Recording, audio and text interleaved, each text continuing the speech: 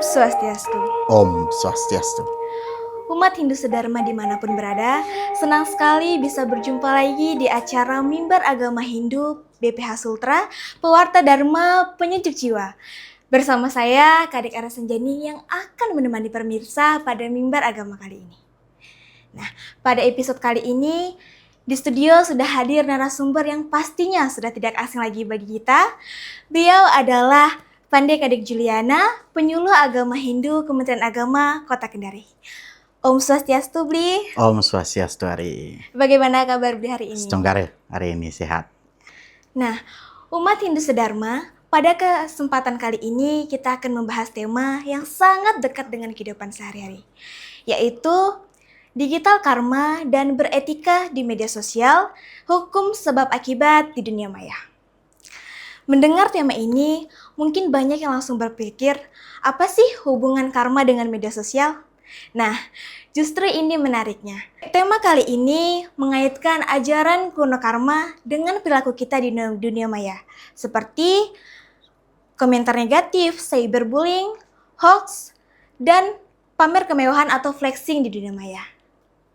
Nah, supaya tidak penasaran, langsung saja kita bahas bersama Blijul. Baik, pertanyaan pertama nih Blijul. Ya. Apakah mengetik komentar jahat di media sosial menghasilkan karma buruk yang sama seperti kita berbicara langsung? Iya, terima kasih nih Ari. Luar biasa tema kita hari ini ya. Om Swastiastu, para pemirsa Mimbar Agama Hindu BPH Sultra, Pewarta Dharma Penyejuk Jiwa. Kembali lagi, saya Pandai Kadek Juliana diberikan kesempatan oleh Badan Penyiaran Hindu untuk memberikan ujangan Dharma. Semoga apa yang kita sampaikan hari ini bermanfaat bagi banyak orang hari ya. Tentu kita hari ini membahas tema yang bisa dibilang sangat berdekatan dengan kehidupan generasi muda sekarang.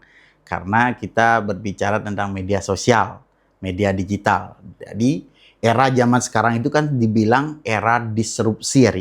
Disrupsi itu artinya pengaruh media sosial terhadap kehidupan manusia itu tinggi sekali. Karena kan perkembangan zaman sekarang, revolusi industri itu kan terus berjalan dia. Dari revolusi industri 1.0, kemudian sampai sekarang revolusi industri 5.0. Kalau kemarin kan revolusi industri 4.0, era digital. Sekarang sudah 5.0 society. Bagaimana digital dengan manusia itu harus berkolaborasi. Manusia harus bisa memanfaatkan digital itu dengan baik. Makanya sekarang ada AI, Artificial Intelligence. Dan tentu berkembangnya AI dan lain-lain itu kan menyebabkan banyak hal yang adanya perubahan kehidupan. Nah, ini yang disebut dengan disrupsi tadi. Jadi tidak sama di zaman dulu dengan di zaman sekarang. Begitu juga terkait keagamaan, dia akan terpengaruh juga. Semua segmen akan terpengaruh. Hidup kita sekarang tidak hanya hidup di dunia nyata, tetapi juga hidup di dunia digital, terutama media sosial. Siapa sih sekarang yang tidak memiliki media sosial? Bahkan anak-anak pun secara diam-diam sekarang sudah memiliki media sosial. Baik itu TikTok, Facebook, Instagram. Walaupun pemerintah di luar sana sudah menetapkan bahwasanya sebelum umur 16 tahun itu kan dilarang untuk anak-anak terutama menggunakan media sosial agar tidak terpengaruh dan rusaknya mental dan kebiasaan daripada anak-anak kita, generasi muda. Nah, sekarang lagi kembali ke misalnya generasi milenial maupun Gen Z. Hidup mereka itu terutama milenial dia perubahan zamannya drastis sekali dari perkembangan komputer menggunakan disket, kemudian menggunakan CD. Setelah menggunakan CD ada CD-R, CD-RW, kemudian mulai ada flash disk dan bahkan sekarang flash disk sudah banyak yang meninggalkan karena menggunakan drive. Drive di Google maupun di jasa penyimpanan yang lainnya. Nah, yang sekarang top di media itu, di media digital adalah media sosial. Baik itu, kalau media sosial kan banyak tadi ya, yang Bli bilang tadi gitu. kayak Facebook mungkin pelakunya ya milenial lah atau baby boomer gitu, yang kelahiran di atas 80 atau 90 itu masih setia dengan Facebook. Kemudian kalau Gen Z itu kan sekarang lebih ke TikTok. Jadi TikTok itu menjadi media yang sangat luar biasa digunakan. Di dalam penggunaan media sosial itu, seperti Ari tadi sampaikan, bahwasanya hal positif negatif itu tidak bisa dihindarkan. Dunia nyata dan dunia maya itu dia berkaitan. Sekarang hidup kita adalah di dua dunia, dunia nyata dan dunia maya. Kemudian hukum dalam ajaran agama Hindu, kalau di ajaran kuno mungkin hanya berlaku di media kehidupan nyata saja pikirnya, tapi sekarang sudah berkembang ke media sosial juga, termasuk tadi mengetik komentar yang baik maupun yang buruk. Nah, ini kan kalau di dalam ajaran agama Hindu, kalau di perspektif ajaran kita terdahulu, ini kan masuk ke Trikaya Parisuddha. Membuat komentar itu termasuk dalam pengamalan Wacika Parisuddha, berbicara. Jadi Trikaya Parisuddha itu kan ada manacika, pikiran, berkata yang baik, Wacika Parisuddha, berkata yang baik, dan Kayika Parisuddha, yaitu berbuat yang baik. Nah, dalam berkomentar ini termasuk dalam Wacika Parisuddha. Dalam Niti Sastra, Sargah 5 bait ketiga ya kalau nggak salah, ada disebutkan di situ tentang wasida nimitante manemu Laksmi. Wasida nimitante pati kepangguh, wasida nimitante manemu duka, wasida nimitante manemu mitra. Jadi 4 hal. Karena berbicara tadi, karena wacika tadi, berbicara tadi. Jadi tidak hanya secara langsung saja di media sosial pun dengan mengetik komentar, kita juga menerapkan manastika kita, pikiran kita menjadi perkataan. Dari wasita nimitante menemu Laksmi, yang artinya dari perkataan kita berjumpa mendapatkan kebahagiaan. Jika kita salah mengetik sesuatu, maka duka yang kita dapatkan.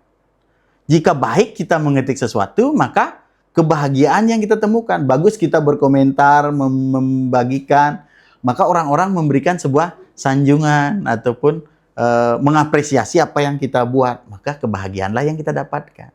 Kemudian yang kedua, wasita nimitante pati kepangguh. Karena berkata, bisa kita menemukan kematian. Pernah nggak membaca sebuah berita ataupun melihat di video di TikTok di Bali nih, kalau nggak salah di Banjarangkling ya, terjadi seorang buruh bangunan yang berkomentar buruk terhadap ritus masyarakat di desa itu. Kemudian akibat dari postingannya dia di internet itu ramai, banyak hujatan dan lain-lainnya. Kemudian yang bersangkutan dicari oleh masyarakat di sana. Nah, karena tidak bisa mengontrol emosi masyarakat dan begitu banyaknya massa, salah satu oknum itu sampai mati dipukul. Artinya apa? Salah ketik di internet bisa menyebabkan kematian. Dan itu dosa sesungguhnya. Yang memukul dosa. Yang dia melakukan komentar salah juga dosa. Kemudian yang ketiga, wasita nimitante manemu duka. Karena berbicara kita mendapatkan kesedihan. Kita misalnya salah berkomentar. Apa yang terjadi? Orang bisa menghujat kita. Kita dihujat, kemudian ada cyberbullying lah istilahnya tuh. Tentu kita akan merasakan kesedihan, rasa yang tidak baik. Kemudian yang terakhir ada wasita nimitante manemu mitra. Jadi dengan kita berkata-kata yang baik, berkomentar yang baik, kita mendapatkan teman. Nah, misalnya di Facebook banyak yang add kita sebagai teman, banyak yang like komen kita, postingan kita. Di TikTok banyak yang follow, di Instagram juga demikian. Jadi dengan kita menjaga komentar kita itu, kita ingat dari ajaran agama kita, Trikaya Parisuda tadi itu, terutama Wacika Parisuda. Karena berkomentar itu, walaupun mulut kita tidak berbicara, tetapi jempol kita di media sosial adalah mulut kita. Jadi ketika kita mengetik, maka itulah Wacika Parisuda. Dan perlu diingat, karena istilahnya jejak digital itu sangat luar biasa. Salah ketik itu seperti ini. Basis data dari media sosial itu kan dia bersifat langgeng. Kalau di dalam ajaran Hindu kita ada yang disebut dengan Citragupta, anak buahnya Batarayama, yang tugasnya mencatat segala jenis kesalahan dari banyak orang. Bagaimana perbuatan buruknya, bagaimana perbuatan baiknya, ditimbang nanti itu. Nah, di media sosial itu, basis datanya itulah sebagai Citraguptanya tadi. Dialah yang akan mencatat. Kalau di zaman dulu, orang berbuat salah, dia berkata, bisa langsung dimaafkan oleh satu orang. Misalnya beliau berkata salah kepada Ari. Beliau minta maaf, Ari maafkan, selesai. Tapi kalau di media sosial, Ari mengetik komentar yang buruk. Kalau itu tidak dihapus, banyak orang yang membacanya. Tidak hanya orang yang kita komentari. Maka yang lainnya juga akan masuk. Maka dosa digital itu juga masuk ke dosa kita secara kolektif. Gitu, Ari. Wah, menarik sekali penjelasannya ya, Bli. Berarti ketika kita di keyboard HP itu termasuk bagian dari Trikaya Parisuda ya, Bli? Iya, termasuk dia. Nah, lalu bagaimana sih caranya membersihkan karma digital masa lalu, sementara kan jejak digital itu kan susah dihapus ya, Bli? Iya, betul sekali. Seperti Bli tadi bilang itu, jejak digital itu seperti Citragupta, dia asistennya Batarayama, dia mencatat semuanya. Jejak digital kita itu akan selalu ada sampai ke depan. Gini loh, dosa digital dan dosa secara nyata yang dilakukan itu bersifat berbeda. Kalau dosa digital itu secara karma pala, dia sancita karma itu langsung dia bisa terkena. Kalau di zaman dulu kita berbuat, masih mungkin efek dari perbuatan kita itu menunggu karma berikutnya, hasil perbuatannya kita. Tidak langsung kena ke kita. Tetapi di zaman sekarang, terutama di media sosial, apa yang kita lakukan jika salah kita berkomentar, salah kita membagikan, karena membagikan postingan atau berita hoax atau melakukan cyberbullying, itu juga merupakan pelanggaran Kayika Parisuda. Karena kita berbuat, membagikan dan lain-lain itu. Itu akan tercatat selama media sosial itu ada. Dan selama kita tidak menghapus apa yang kita bagikan itu. Maka kebencian akan terus berdatangan. Hal buruk itu tidak akan berhenti sampai sekarang. Kita lihat saja di fenomena di televisi. Bagaimana politikus-politikus kita hari ya. Sampai sekarang, yang dari zaman dulu ketika dia mungkin belum menjadi seorang politikus, belum menjadi seorang pejabat, dia membuat sesuatu postingan di media sosial yang begitu mengkritik ataupun menjelekkan seseorang. Sekarang dia menjadi pejabat atau menjadi pemerintah. Kemudian dia berkata bertolak belakang dengan apa yang sudah dia sampaikan terdahulu di media sosialnya. Jejak digital itu kembali lagi terulang. Kembali orang-orang membagikannya. Dulu dia berkata seperti ini, dilihatkan ini gambarnya. Di sebelah kiri dia dulu seperti ini. Terus sekarang ketika dia menjadi pemerintah atau apa, dia berbicara berbeda lagi. Terkadang orang akan menjustifikasi begitu cepat, Ray. Dia begitu cepat menjustifikasi. Seperti diulang, oh ini anjing kehilangan tulang. Oh ini penjilat. Kalau dibilang kita, sangut nih, gitu. Dibilang sangut, dibilang sangkuni. Apa yang terjadi? Hasil buah karmanya begitu cepat. Sekarang dia berbuat, sekarang bisa dia dibully oleh banyak orang karena kesalahan-kesalahannya. Mungkin sekarang ada kasus viral dari seorang artis yang menikah lagi dengan suami orang. Dulu dia berkata bagaimana? Dia menyampaikan bahwa seorang perempuan yang merebut suami orang itu adalah pendosa begitu. Sekarang dia sendiri yang melakukan itu. Dan itu menjadi bahan bulian, cyberbully oleh netizen. Dan kita tidak bisa menyetop mereka. Bagaimana caranya? Karena jejak digital itu masih ada. Maka cara untuk menghilangkan karma negatif dari jejak digital itu adalah tentunya yang pertama kita melakukan mulat sarire. Caranya ini, dengan mulat sarire itu artinya introspeksi diri. Bila perlu dalam 1 minggu itu kita melakukan puasa media sosial. Kita taruh HP kita dalam 1 hari, dalam seminggu sekali. Bisa nggak kira-kira? Hari sini. Apalagi anak muda ya, sedikit baru bangun saja kita sudah ambil HP. Nah, coba kita lakukan puasa bermedia sosial.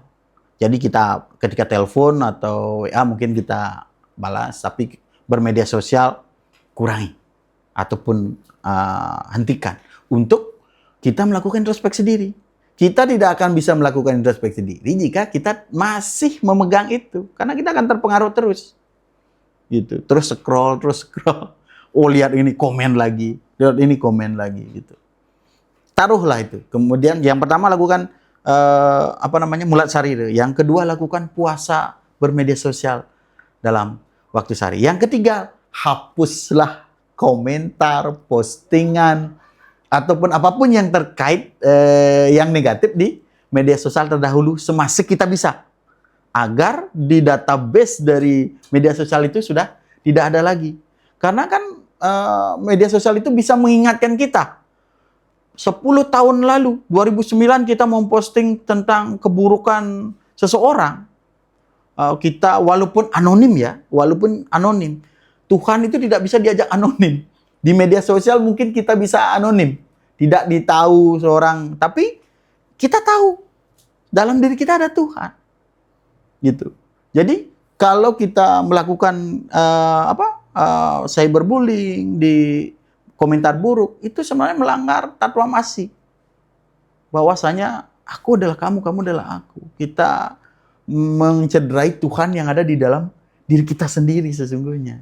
Gitu. Makanya ini harus berhati-hati. Hapuslah satu persatu. Semasa kita ingat kita melakukan kesalahan, hapus postingan-postingan itu. Gitu.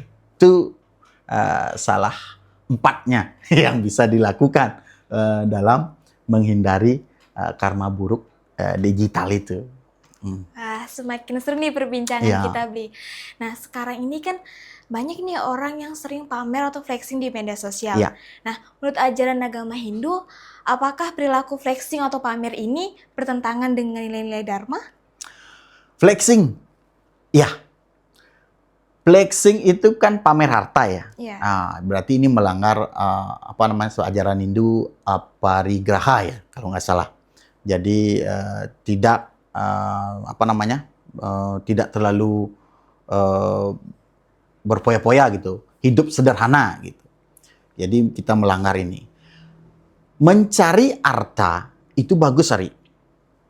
Mengumpulkan harta sebanyak-banyaknya itu bagus. Tapi harus didasarkan dengan dharma. Jangan mengumpulkan harta didasarkan dengan prinsip adharma. Apa itu prinsip adharma salah satunya? Korupsi misalnya. Jadi mengambil barang yang bukan milik kita. Mengambil uang yang bukan milik kita. Ataupun menyalahgunakan kekuasaan yang kita miliki untuk memperkaya diri kita sendiri. Nah, itu tidak boleh. Jika kita mencari harta atas dasar dharma, maka itu baik. Memiliki banyak harta, lakukanlah yadnya, lakukanlah punya. Punya itu dalam bentuk barang bisa, dalam bentuk uang bisa. Dengan banyak memiliki harta, kita bisa lebih banyak melakukan punya dan yadnya. Kan dasari dengan rasa tulus ikhlas. Kemudian terkait flexing, nah ini pamer. Yang namanya orang pamer, berarti kan dia tidak didasari dengan dharma. Dia justru dirasuki oleh musuh di dalam dirinya yang sangat kental, yaitu sadripu. Terutama ketamakannya. Kemudian loba, rakus. Kemudian menyebabkan iri hati. Kemudian menyebabkan moha, kebingungan. Orang yang bingung, dia bisa saja flexing. Karena dia OKB, orang kaya baru, dia terkejut nih, liusan ngalah pipes, aku nih soal ngadep tanah, suk semua leluhur gitu misalnya.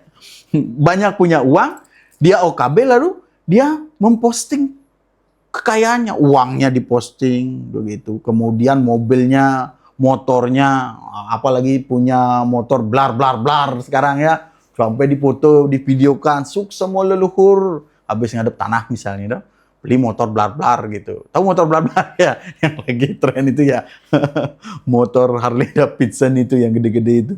Itu misalnya, itu kan flexing. Flexing itu dia melakukan flexing karena itu diliputi oleh kebingungan, moha, kemudian ketamakannya. Kemudian akibat flexing itu apa yang terjadi?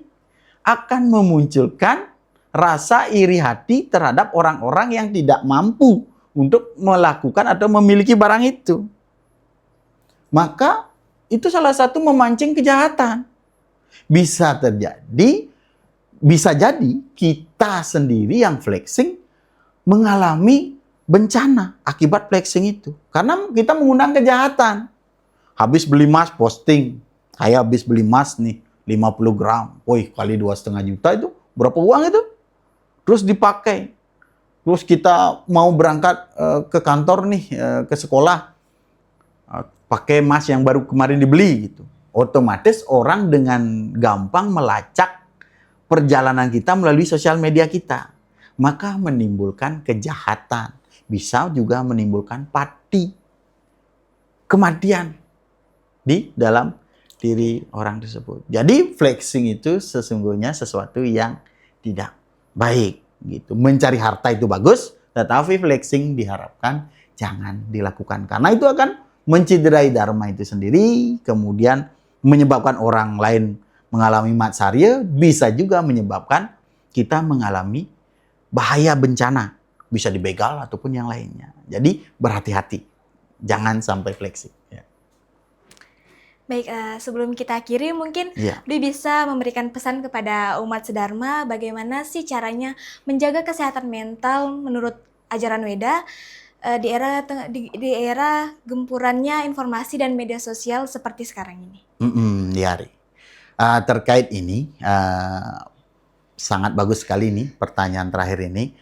Untuk umat Hindu, para pemirsa Mimbar Agama Hindu BPH Sultra dimanapun berada, ketika kita hidup di zaman sekarang ini, perubahan kehidupan, disrupsi itu pasti terjadi karena kita bergelut dengan banyaknya perubahan teknologi, agama dalam ritus, dalam acara juga akan banyak berubah, kemudian perilaku kehidupan juga akan berubah dari yang awalnya kita di dunia nyata bisa aktif sekarang di dunia digital. Nah, tentunya kita harus berhati-hati dalam hal menggunakan media sosial, jangan terlalu takabur, sering-sering lakukan apa yang saya sampaikan tadi, mungkin sering mulat sarire, lakukan mungkin puasa,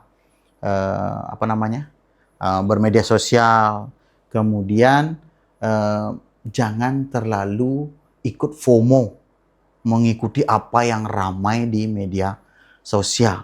Orang beli bakso, bakso pedas sedang ramai, semuanya beli bakso pedas sana. Kita ikut-ikutan ke arah sana. Kemudian orang lagi buka toko sepatu baru, ada diskon ini, kita sama-sama sana geruduk sini. Jangan seperti itu. Jadi jaga diri kita, batasi diri, sering-sering melakukan dhyana, meditasi, lakukan pranayama terutama, pernapasan. Hal ini bisa dilakukan dengan cara bersembahyang rajin 3 kali sehari. Karena setiap kita bersembahyang, kita pasti melakukan dhyana, meditasi ringan. Dengan kita duduk santai, merilekskan badan, kemudian menarik napas, pranayama. Tahan, keluarkan. Wah, itu sangat memberikan kelegaan di dalam diri. Jadi dengan cara seperti itu, kita bisa menurunkan rasa stres dalam tubuh. Dengan meditasi, dengan yoga ya, badan kita rileks. Dengan meditasi, pikiran kita menjadi tenang. Gitu. Jadi lakukan hal-hal seperti itu dan kurangi ikut FOMO di media sosial, apa yang ramai kita ikuti. Kemudian orang nonton konser, foto tiket kita harus ikut-ikutan, padahal uang kita tidak cukup. Jadi sesuaikan hidupmu dengan kemampuanmu. Jangan ikut-ikutan orang lain, gitu. Baik, terima kasih Bijul atas penjelasan dan pencerahannya hari ini. Iya. Dari perbincangan ini, kita semakin paham bahwa bermedia sosial bukan hanya tentang soal kebebasan berekspresi, tetapi juga perlu etika dan kesadaran hukum karma. Dan perlu juga kita untuk mengawasi anak-anak agar lebih bijak dalam menggunakan media sosial. Sebenarnya terima kasih Bijul dan terima kasih juga kepada seluruh umat Sedharma yang setia menonton dan mendengarkan Mimbar Agama hari ini. Saya Kadek Ari Sanjani serta kru Mimbar Agama BPH Sultra mohon undur diri. Saya tutup dengan ucapan para mesanti Om Santi Santi Santi Om.